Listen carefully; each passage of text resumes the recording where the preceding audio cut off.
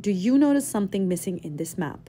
This is a map for the new Middle East, presented during Israeli Prime Minister Benjamin Netanyahu's speech at the United Nations General Assembly on Friday. Online, people were quick to point out that the occupied West Bank and Gaza had seemingly been annexed by Israel in Netanyahu's map. This is not the first time an Israeli official used a map erasing Palestine.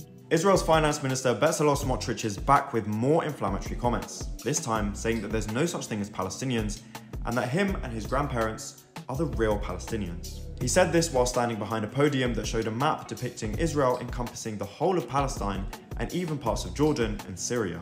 Despite seemingly leaving out Palestine in his vision for the new Middle East, Netanyahu said, "But I believe that we are at the cusp of an even more dramatic breakthrough, an historic peace between Israel and Saudi Arabia. Such a peace will go a long way to ending the Arab-Israeli conflict. It will encourage other Arab states to normalize their relations with Israel. It will enhance the prospects of peace with the Palestinians."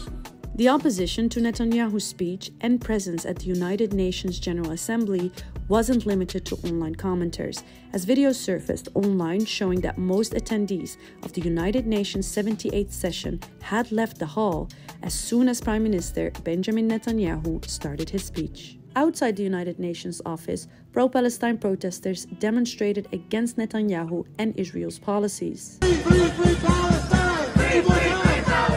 While Palestine seems to have been absorbed into Israel in Netanyahu's map, a recently updated official map used in Sardiye showed only Palestine with no mention of Israel. Despite Sardiye's new map not including Israel, normalization between Sardiye and Israel, so you think if you were to characterize it, are you close? Every day we get closer. Seems to draw closer every day, according to Saudi Crown Prince Mohammed bin Salman. For us, the Palestinian issue is very important. We need to solve that part, and we have a good negotiations continue.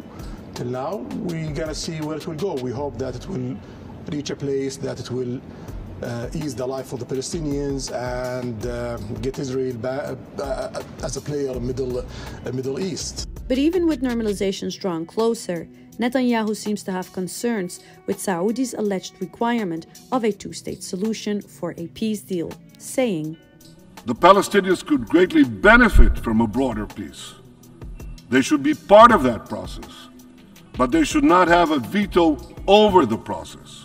So will Sardiye give in to Netanyahu's insistence on not giving Palestinians a veto, or will they demand a Palestinian state to be included in the new Middle East?